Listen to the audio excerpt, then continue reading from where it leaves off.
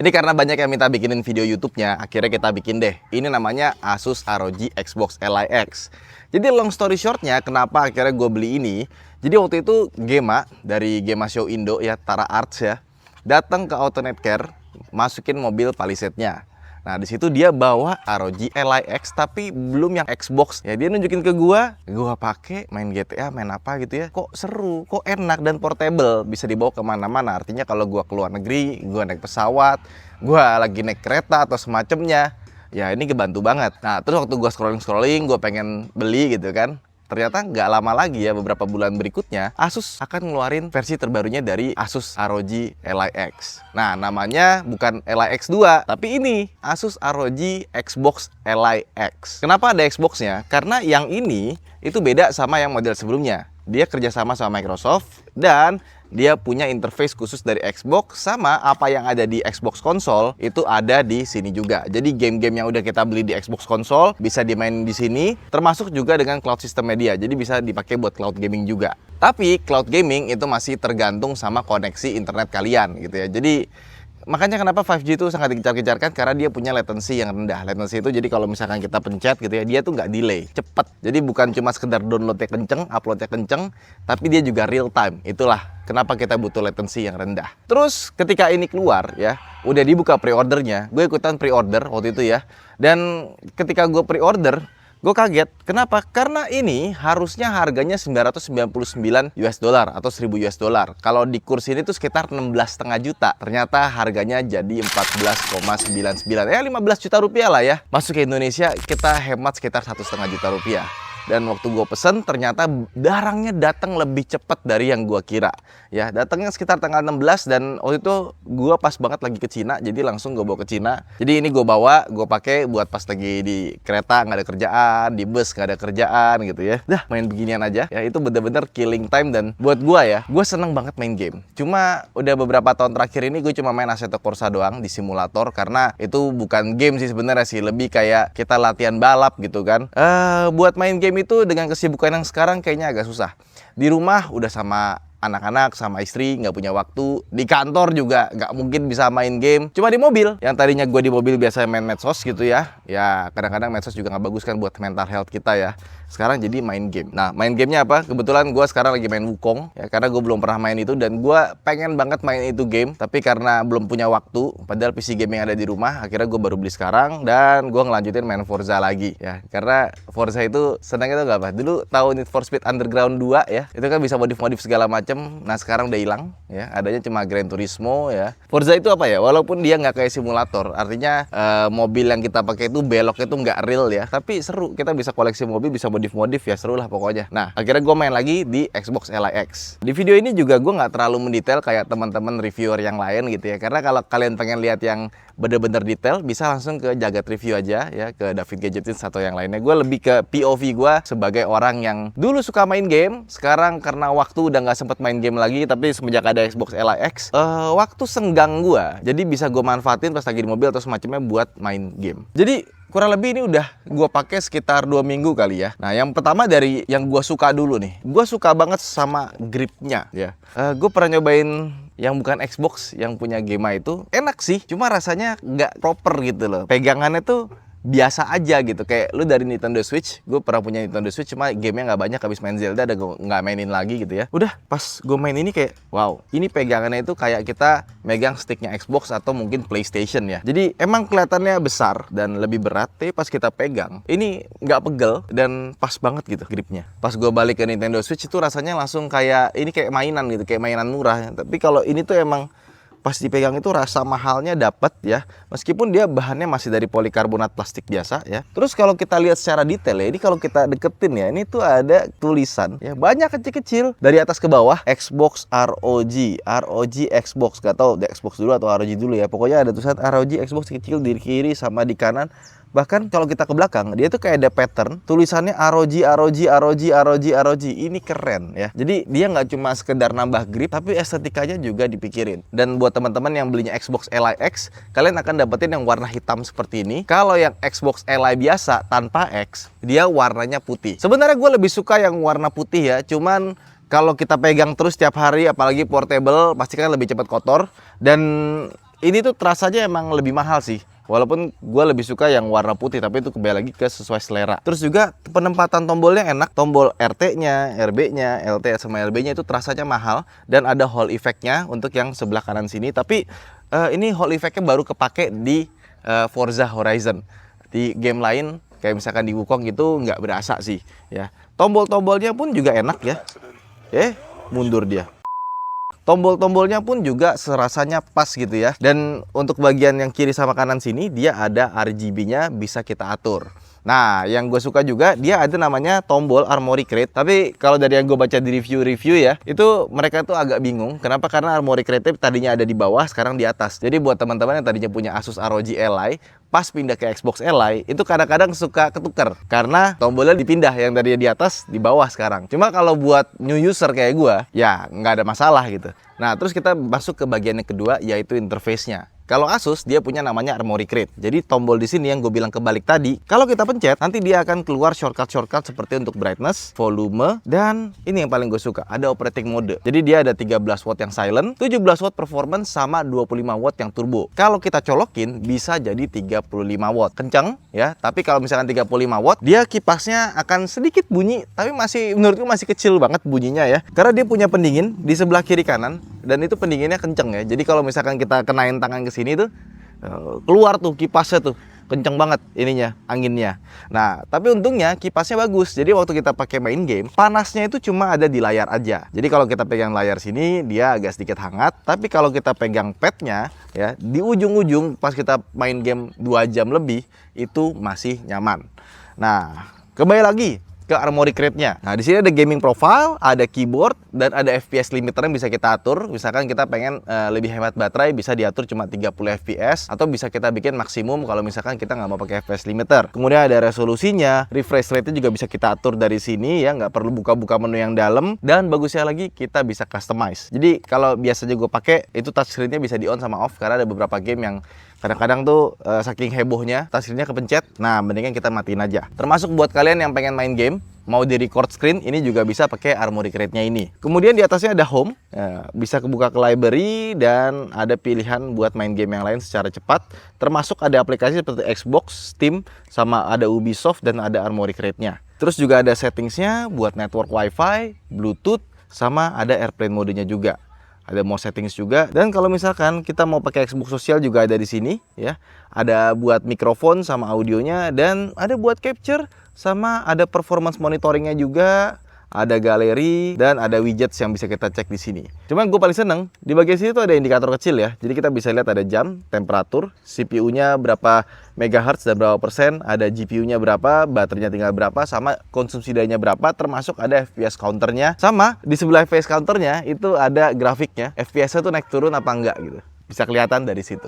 Jadi buat gue itu nice banget. Terus gimana soal Xbox-nya? Jujur, buat Xbox-nya ini interface-nya buat gue kepake banget. Ya, jadi kalau misalkan kita baru matiin, terus kita nyalain device-nya, dia langsung otomatis masuk ke interface-nya Xbox. Dan gue lebih suka, karena emang lebih cocok buat gaming handheld kayak gini. Dia pas masuk ke layar tuh lebih gede, dan dia bisa masuk ke mode Windows juga. Tapi kalau pakai ke Windows, itu ya agak sedikit rumit ya. Kayak misalkan kita mau atur wifi-nya, atur segala macamnya, itu kan layarnya dia cuma 7 inci. Jadi pas masuk ke mode Windows itu rasanya lumayan mengganggu sih. Jadi kalau udah pakai Xbox-nya, udah pakai aja interface dari Xbox, nggak usah pakai interface dari Windows-nya. Tampilan Xbox-nya gue suka ya. Jadi tampilan tuh bagus, dan tombolnya juga besar-besar. Jadi kalau kita mau main, terutama kalau kita pakai controller di sini, itu lebih enak dibandingkan kita dengan pakai touchscreen-nya sih. Tapi touchscreen-nya sebenarnya juga bagus, gue nggak ada komplain. Dan buat teman-teman gitu kan, udah suka pakai Xbox-nya, terus merasa gue pengen tampilan yang lain, tenang aja. Dia juga ada tampilan dari Armoury Crate-nya. Jadi kita bisa masuk ke menu Armoury Crate-nya, ya. Open Armoury Crate, cuma ada animasinya dikit ya. Nah, abis ini kita bisa masuk ke tampilan depannya. Kurang lebih sih mirip-mirip ya, cuma Xbox menurut gue lebih bagus. Dan yang kedua, kalau misalkan kalian pengen masuk ke Windows-nya gimana nih? Kan dia basicnya juga adalah gaming PC, tapi dijadiin bentuknya form faktornya sebuah gaming konsol gitu. Nah, tinggal diatasin aja. Ada pilihan nih, Xbox Full Experience atau Windows Desktop. Cuman kalau kita pakai Windows desktopnya, karena dia layarnya juga cuma 7 inci doang, ya, makanya pas kita pakai agak kurang nyaman sih. Menurut gua terlalu kecil ya untuk sebuah PC. Udah paling bener, ginian tuh dipakai buat main game aja. Meskipun sebenarnya dia juga bisa jadi komputer desktop. Tinggal dicolokin aja. Ini USB-C-nya udah support sampai kita pakai VGA eksternal, buat monitor juga. Karena udah sampai 40 GB per second, ya. Jadi tinggal dicolokin, itu bisa langsung jadi desktop, ya.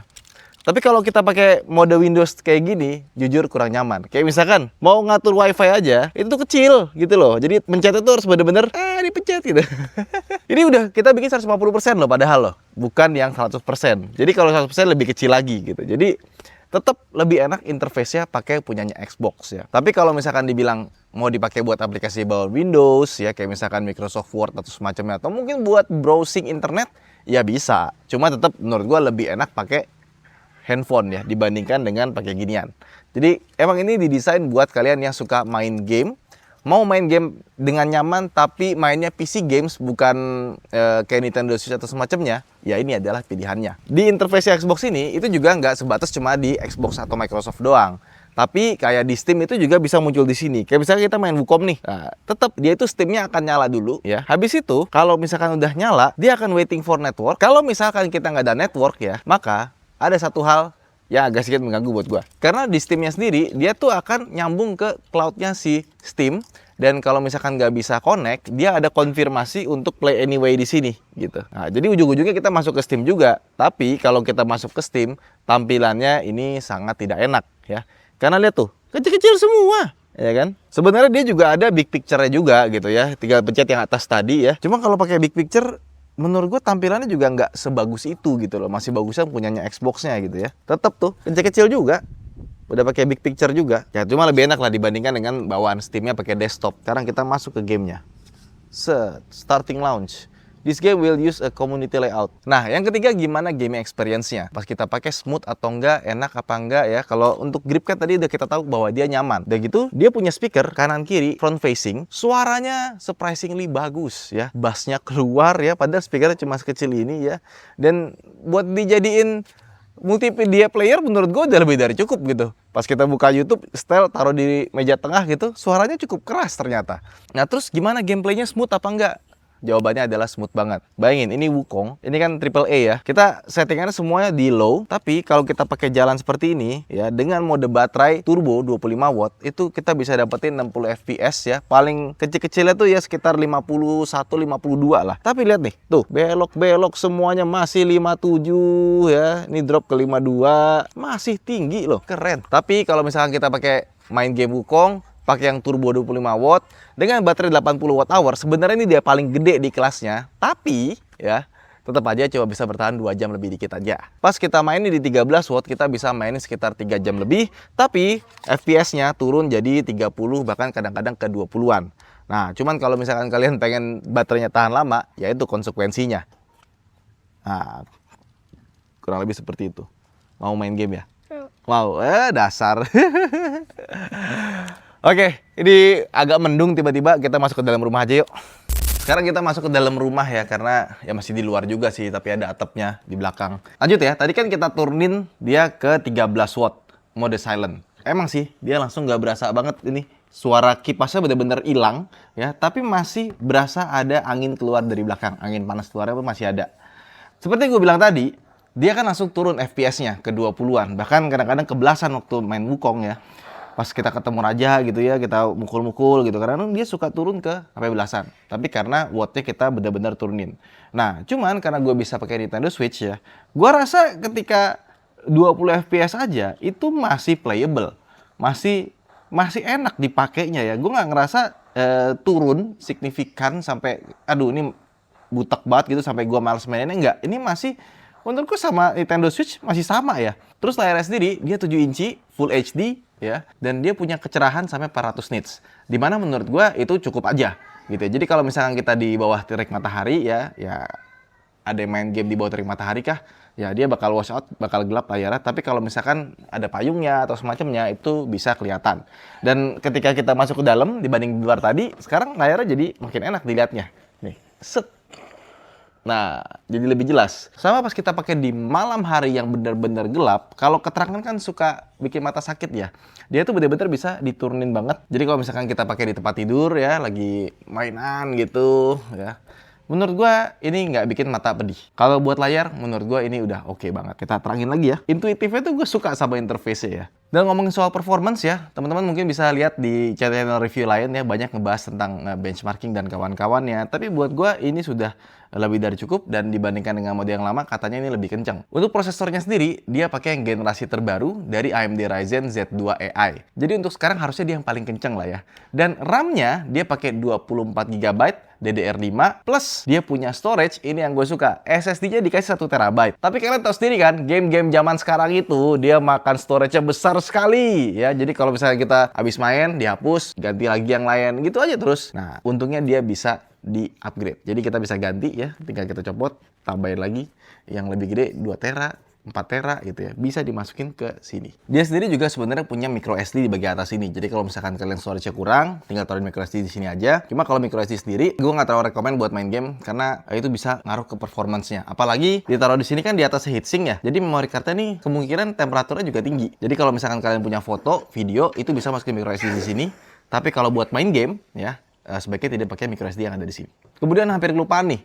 Di belakang dia juga punya tombol M1 sama M2 ya. Jadi katanya kalau yang dulu itu tuh gampang kepencet, nggak sengaja. Yang sekarang ini sudah lebih baik posisinya dan dipencet pun juga enak. Ini kepake banget buat kalian yang main game terus butuh shortcut. Nah, ada di sini dia shortcut ya.